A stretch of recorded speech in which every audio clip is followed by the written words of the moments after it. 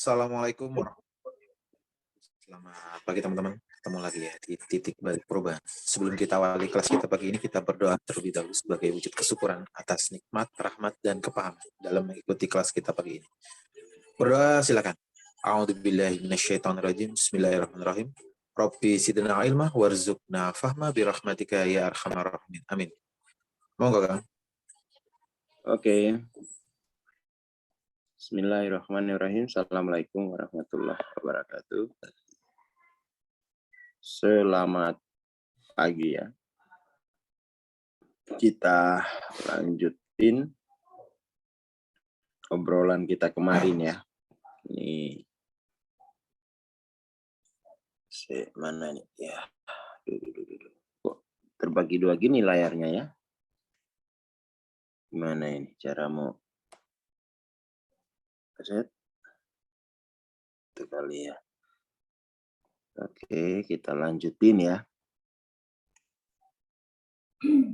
Di hati-hati ini ya, tetap selalu diingatkan yang paruh baya ini. Karena memorinya udah banyak ya. Dan kelemahan hidup di memori. Jadi dia enggak bisa lagi membedakan pengalaman langsung dengan memori itu karena level kesadarannya gitu ya.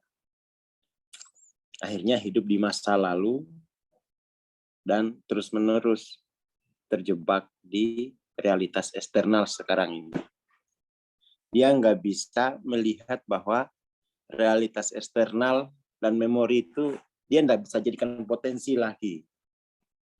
Terus-menerus diulangi. Terus-menerus diaminin, amin, amin. Sekarang mari kita lihat ya, bab atau subbab berikutnya. Perubahan dan jalinan hubungan kita atau memutus tali yang mengikat. Sebagian besar hubungan didasarkan pada kesamaan Anda dengan orang lain. Anda bertemu seseorang dan kalian berdua langsung membandingkan pengalaman-pengalaman kalian. Seakan-akan Anda sedang memeriksa apakah jaringan saraf dan memori emosional Anda berdua selaras. Anda mengatakan sesuatu seperti, aku mengenal orang-orang ini, aku berasal dari tempat ini, dan aku tinggal di tempat-tempat itu di waktu-waktu berbeda dalam hidupku.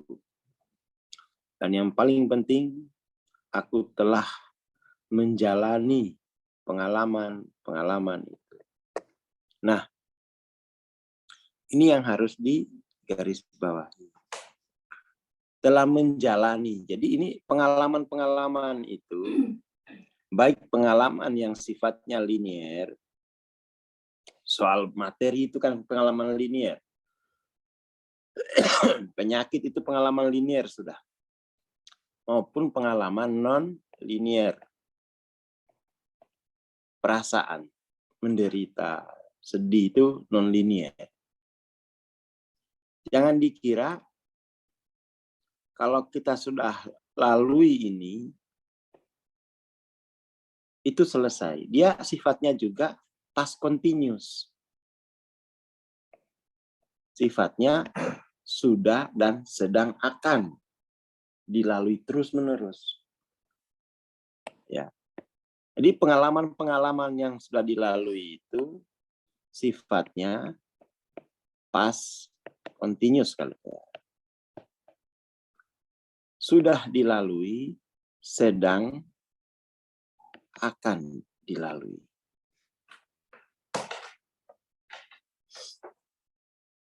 Jadi kita hanya ngulang-ulangi cerita aja ini.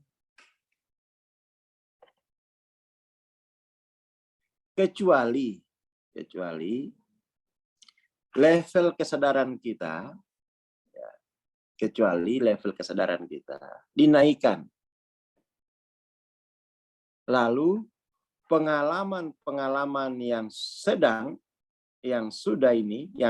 ini itu direkontekstualisasi kembali. Direkontekstualisasi kembali artinya pengalaman-pengalaman yang sudah sedang ini, ya, sudah sedang dimasukkan kembali ke dalam potensi sebagai potensi untuk direkontekstualisasi. Jadi proses rekontekstualisasi itu berarti kita sedang mentransformasi fakta menjadi potensi, dimasukkan ke dalam potensi. Kalau LOC-nya cukup. Kalau nggak cukup, sudah sedang akan. Seperti itu saja.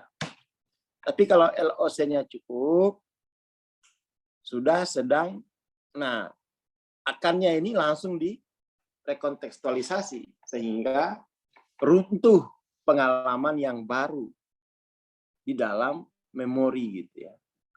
Yang lama itu berubah dia. Berubah. Itu cerita tentang rekontekstualisasi. Jadi kalau nggak ada perubahan dimensi level kesadaran, atau sudah berubah level kesadaran tapi nggak melakukan rekontekstualisasi, ya terserah aja gitu ya. Jadi harus ada rekontekstualisasi biar ini mengalami penyembuhan, biar pengalaman-pengalaman itu dimasukkan lagi ke dalam medan potensi, medan kuantum untuk disembuhkan atau untuk ditumbuhkan. Jadi nggak ada yang fix di dunia ini. Semuanya berubah. Kecuali level kesadaran kita itu yang membuat pengalaman itu sepertinya fix. Lihat pohon-pohon, mereka selalu memperbaharui diri dari fakta menjadi potensi, potensi aktual sebagai fakta lagi kan. Selalu begitu hukum kehidupan, potensial aktual, potensial aktual. Lihat pohon kelapa, potensial aktual terus. Ya. Lihat ayam, potensial aktual. Kalau kita nggak ada lagi siklus potensial aktual faktual sampai masa rumah sakit. Aktual faktual, nah gitu aja terus. Karena level kesadaran kita nggak naik-naik. Bab-bab begini ini sebagaimana kemudian tuh mengaktualkan potensi, mempotensialkan yang sudah aktual faktual itu, yaitu di bab 600-an ke atas lah baru bisa itu ya. Itu namanya sudah menulis, ikut menulis takdir. Bedanya kalau yang ini S kecil yang nulis. Kalau yang ini S besar gitu ya. Nulis takdir. Ditulis oleh S kecil ya sudah gitu-gitu aja udah. Ditulis oleh S besar dia selalu kehadirannya itu menyembuhkan, menumbuhkan. Jadi kehadiran cahaya keilahian itu menumbuhkan, menyembuhkan, menumbuhkan. Itu ya. Jadi nggak ada yang fotokopi. Kalau hadir cahaya ilahi itu nggak ada yang fotokopi. Semuanya baru, semuanya baru. Ya, lah kita aja disuruh mau transendensi ke besar itu susahnya gitu ya. Tapi kalau disuruh kerja, mengulangi pengalaman yang dulu, itu dibelah-belahin sampai lembur. Itu kan, aduh ini harus terus dipanasin terus. Lu mengerti ilmu ini. Lu mengerti bagaimana hukum potensial aktual di dalam kehidupan. Potensial aktual. Jiwanya, level kesadaran dirinya masih hidup di level perolehan. 400 ya perolehan. 500 ya masih transisi dari perolehan, belum bisa potensial aktual. Harus digas lagi transendensi. Harus ikut program mastering ini. Gitu ya. Jadi ini penting sekali. Ini penting. Seperti itu.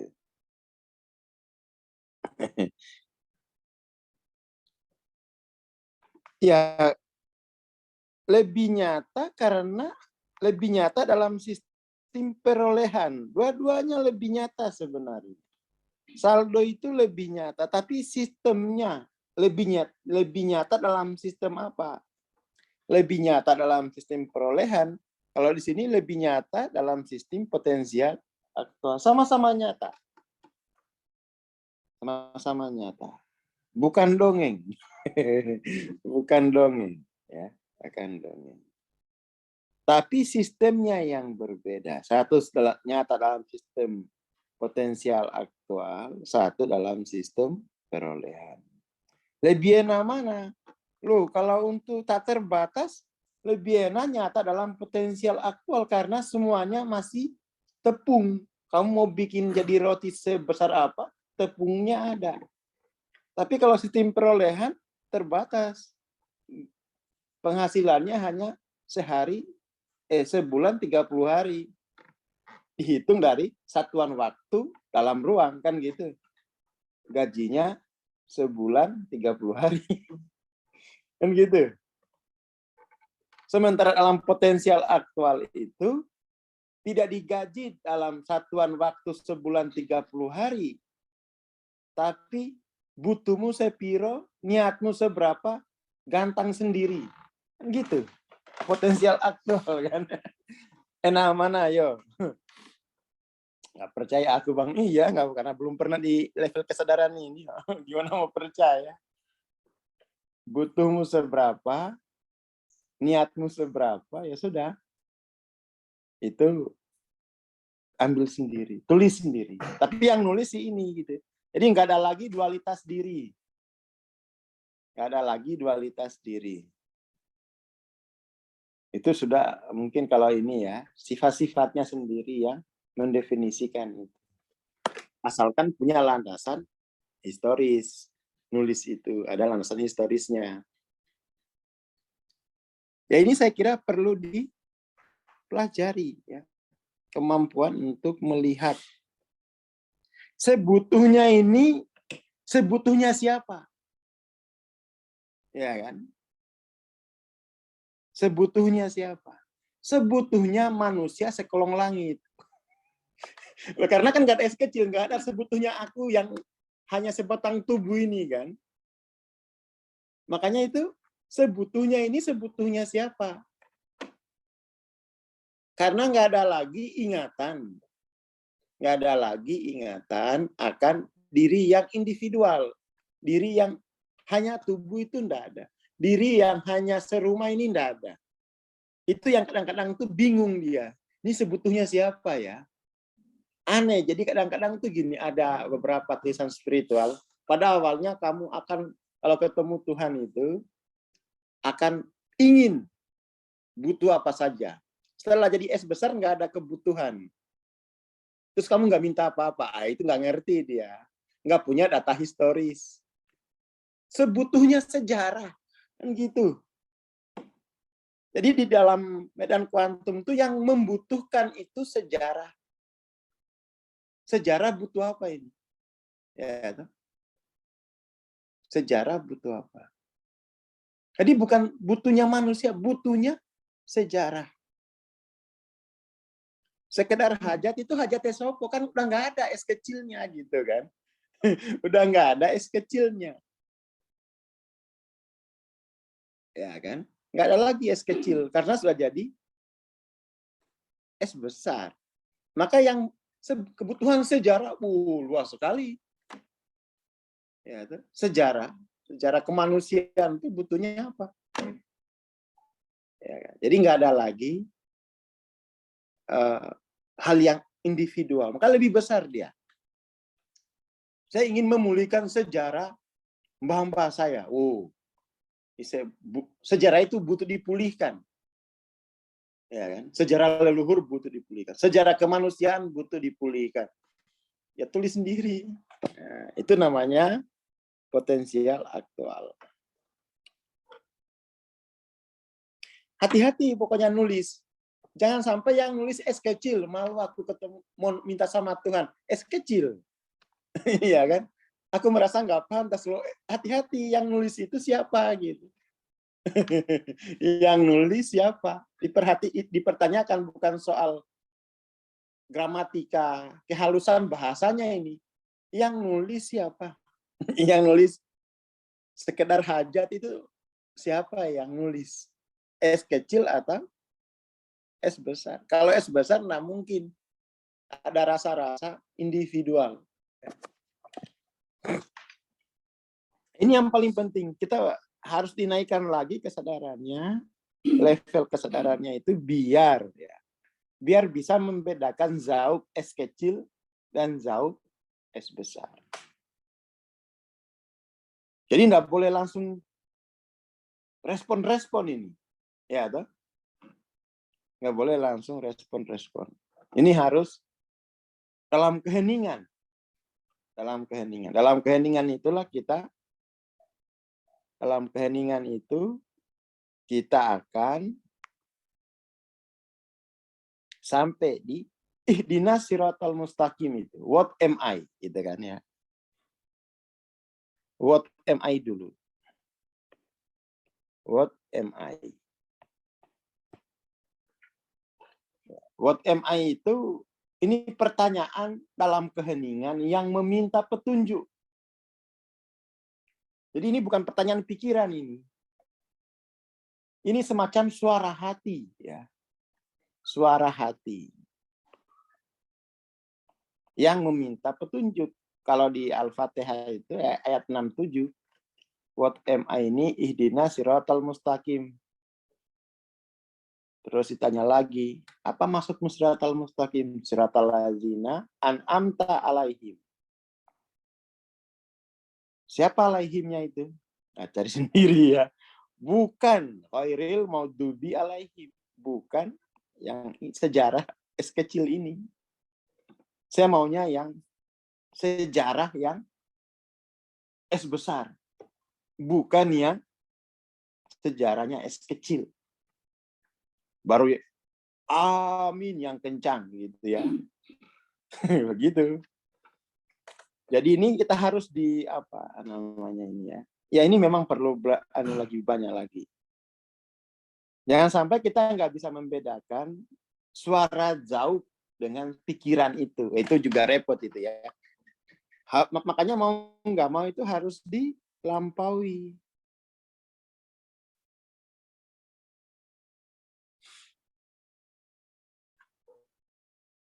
Ini penting.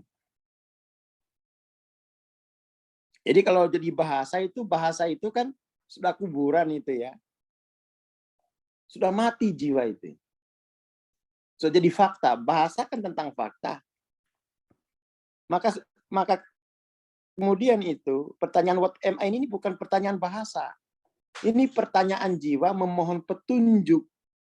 Pertanyaan di dalam keheningan. Ini pertanyaan kehidupan gitu. What am I?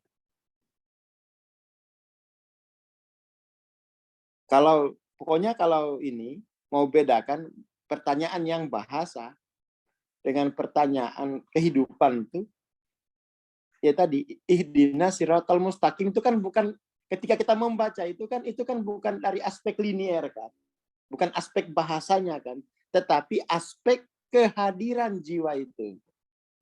Jadi ini pertanyaan hadir ini, pertanyaan jiwa yang hadir. Ya kan, hadir di simpang 3 ya, di simpang 3 dalam keheningan, ya kan. What am I ini pertanyaan dalam kehadiran. Makanya kalau kita carikan padanannya dalam pengalaman kita sehari-hari, misalnya sholat, ini setara dengan pertanyaan ihdinas siratal mustaqim, siratal ladzina an'amta alaihim, Ghairil maghdubi alaihim waladdallin. Amin. Ya. Ini kan simpang tiganya itu simpang tiga mau ke S besar atau S kecil gitu. Si jiwa ini harus tahu. Makanya an'amta alaihim ghairil, ya, bukan yang ini gitu. Dia harus tahu kepalsuan. Ya, dia juga harus tahu kebenaran gitu. An'amta alaihim kan. Dia tahu keduanya itu. Dia tahu keduanya. Hanya saja memang dia sadar betul kedoifannya. Ini naik turun ini soalnya. Ya, kan? Naik turun. Nah, seperti itu. Ya bukan pilihan sebenarnya ya. Ini kita tidak bisa lagi memahaminya dalam psikologi linier gitu. Jadi jangan sampai kita memahaminya dalam psikologi linier. Seperti itu. Sudah sadar gelap dan sudah sadar juga terang, tetapi masih jauh. Ya, dan simpangannya banyak gitu.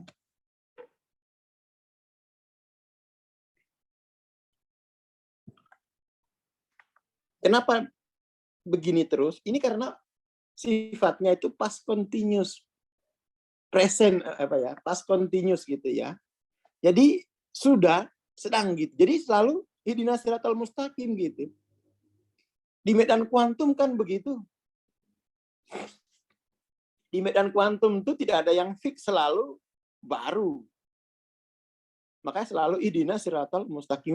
Jangan sampai itu sudah 40 tahun berkarat di es kecil. Nggak sadar-sadar dia. Jadi sebenarnya what am I ini palang apa ya? Ini bisa dibilang ini kunci kemawasan di sini. Kunci kemawasan. Ihdinas siratal mustaqim itu kita tahu betul bahwa di dalam medan kuantum itu semuanya licin. Tidak ada jaminan bagi siapapun. Tidak ada lagi senior junior. Yang ada hanya kemawasan, kan gitu. Tidak ada lagi, ini aku udah senior. Enggak, jatuh kalau udah gitu. Ya kan? Jatuh. Ini pertanyaan tinggi. Ini kalau saya ukur nih pertanyaan di level 650. Pertanyaan rohani. Kalau saya mana ya, kapan hari kan habis sejarah itu, tak cari-cari apa sih what am I ini padanannya di agama itu apa gitu ya. Nggak ngerti ya ziarah, pulang ziarah diberitahu itu loh. Ihdinas siratal mustaqim. Walah Mbak, ya matur nuwun gitu. Ya, ihdinas siratal mustaqim, siratal ladzina an'amta alaihim. Yang gitu. Nah, jadi dapat kita ini. Jadi ini bukan pertanyaan bahasa. Bukan pertanyaan di level bahasa. Ini pertanyaan apa ya? Pertanyaan memohon petunjuk. Nah, gitu loh. Nah, ya kan? Jadi ini bukan pertanyaan bahasa, tapi permohonan petunjuk gitu. Meminta petunjuk, permintaan petunjuk untuk selalu dicahayai. Untuk selalu dicahayai terus-menerus.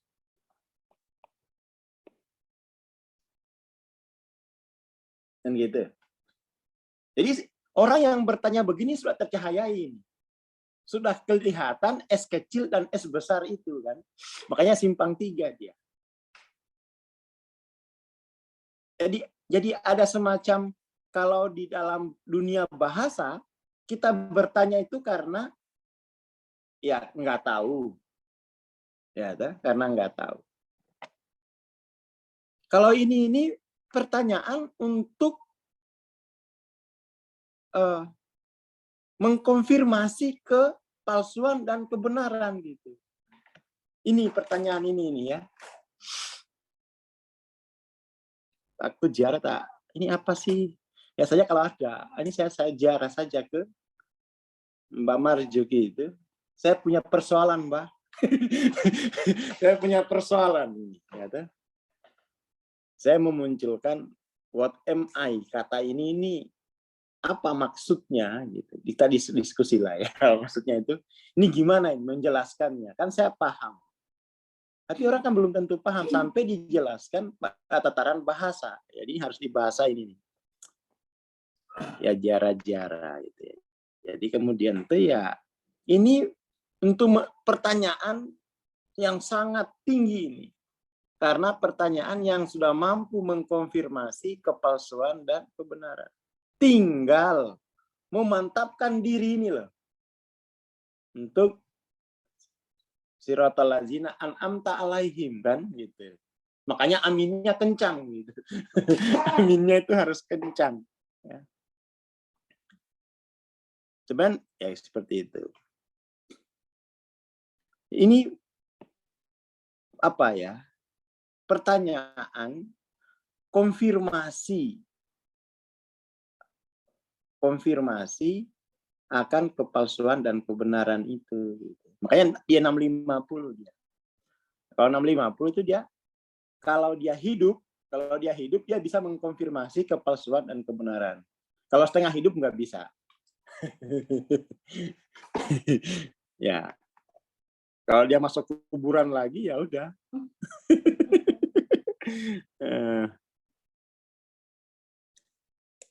Iya betul, ini bagus sekali Mas Irfan ya. Jadi itu aktivitas jiwa di level keheningan yang telah menyaksikan cahaya kegelapan dan cahaya kebenaran. Ada dua cahaya di situ, makanya dia minta konfirmasi. Seperti itu. Makanya ketika tiba di sini, di simpang 3 keheningan itu, dia akan naik mengambil isbat ilallah. Dia akan menafikan yang selainnya, yang ghairullah itu.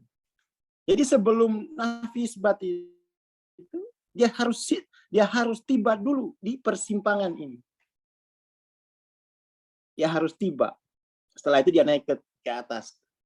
Nah, naik ke atasnya itu dia harus ditalkin itu. Harus ditalkin. Ya kan? Harus dia karena dia belum bisa menalkin kan ini kan. Tapi dia udah tahu kepalsuan dan kebenaran. Belum sampai dia, makanya harus ada yang talkin. Ditalkin yang sudah sampai. Jadi orang nggak bisa itu nalkin belum sampai. Gimana mau mengisbatkan? Bagaimana mau menafikan kan? Seperti itu. Ini perjalanan spiritual. Di sini ini harus dia segera ditalkin. Sudah minta talkin saya. Setelah itu baru dapatkan frekuensi ilallah kan gitu. Frekuensi ilallah. Yang talkin tuh yang ini tadi. Siratal ladzina an'amta alaihim. Ya kan? Seperti jangan talkin sendiri. Masih belum sampai. Ya. Tapi secara batinnya dia punya kejujuran gitu ya. Jiwanya itu sudah jiwa yang jujur. Sudah jiwa yang jujur. Jiwanya jujur. Jadi tidak mudah itu sampai kepada ilallah itu kecuali ditalkin dulu oleh yang sudah sampai. Baru dia, pasti dia. Setelah itu pertanyaannya bukan lagi what am I, tapi sudah la ilaha illallah. Itu aktivitas batinnya la ilaha illallah. Sebelumnya minta petunjuk. Konfirmasi, ini gimana? Siapa yang mau angkat saya ke cahaya kebenaran sana kan gitu ini. What am I ini kan? Siapa yang mau angkat saya ke sana? Terus ditanya, mungkin kalau diskusi imajinernya ya, datang malaikat. ada kenalanmu nggak di sana? Ada kenalanmu nggak di sana? Katanya. Kalau di bawah saya udah tahu karena kamu ini orang sana ini. Ingat-ingat dia ya. Kalau ada kenalanmu saya panggil ini. Kira-kira begitulah ya. Kamu punya orang dalam nggak? Ya kurang lebih begitu gitu ya. Kurang lebih begitu persaksiannya itu kan. Punya orang dalam. Nggak punya. Aduh gimana di bawah anak ini ya. Cari dulu. Di dunia itu ada ini tuh orang dalam di sana tuh. Kamu ke sana dulu ya. Kan gitu. Ada Bang. Nah, udah ada. Nah, gitu kan kurang lebihnya ya. Nah, seperti itu. Bagus nih dari Bang Dhani gitu ya. Jadi dibekukan dulu es kecilnya gitu ya. Dibekukan dulu. Jangan sampai dia yang menjawab pertanyaan malaikat. Ya, dia harus dibekukan dulu. Ya, praideologi gitu. Pertanyaan dalam keheningan sebelum terisbatkan kepada sumber gitu ya. Makanya akan ditanya, kamu punya kenalan nggak di sana? Terus siapa ya? Saya kenalnya Pak Rudi. Aduh. Misalnya, aduh kenalanku Pak Rudi bisa antar saya nggak ya? Ngantar toh tapi nggak bisa mengangkat ke atas. Itu yang mengangkat itu harus yang sudah ada namanya di sana gitu kan. Dan ini bukan hierarki sebenarnya. Baca aja Hawking. Hawking itu tiba di simpangan ini itu sangat ketakutan dia karena nggak bisa lanjut. Lanjut nggak bisa kalau turun free pass. Ya, harus hening ini, nggak bisa gerusa-gerusu ini ya. Nggak bisa gerusa-gerusu. Jadi kalau turun ke bawah free pass, kalau ke atas belum bisa. Coba baca Hawking tuh. Sangat ketakutan Hawking. Aku nggak mau lagi turun, tapi ke atas juga nggak bisa gitu. Sampai katanya ada yang hadir mengangkatnya gitu. Hawking aja tahu wajib ditalkin, wajib dibayar. Sakit orang tarekat nggak ngerti. Ya Hawking aja dia dapat guru spiritualnya itu bukan manusia dia. Ya kan? Bukan manusia dia, ada yang ini angkat situ dia. Makanya dia bisa tahu ini pertanyaan-pertanyaan jiwa di mana itu ya. Di 650 ini ya. Di 650.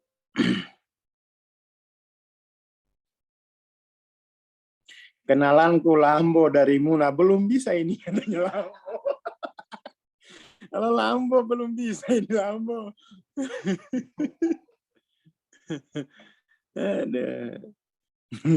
Nggak bisa Lambo ini ya. Harus ada ahli silsilah ini ya. Bisa kalau hanya Lambo ini. Kata Lambo, saya lagi ngantri belakang juga ini bos. Jangan ganggu saya ini, saya jatuh. Saya jatuh lagi nih kalau disebut namaku gitu.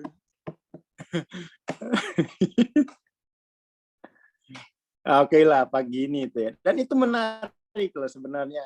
Dunia spiritual itu kalau diilmui luar biasa menariknya gitu ya. Nah, saya kalau ada pertanyaan yang kalau saya definisikan sendiri itu bisa panjang ini. Kalau mau cepat ya ziarah gitu ya. Lalu tanya gue yang bisa ini gimana ya definisinya ini? Kita ziarah lah. Pulang-pulang sudah jadi kata bahasanya.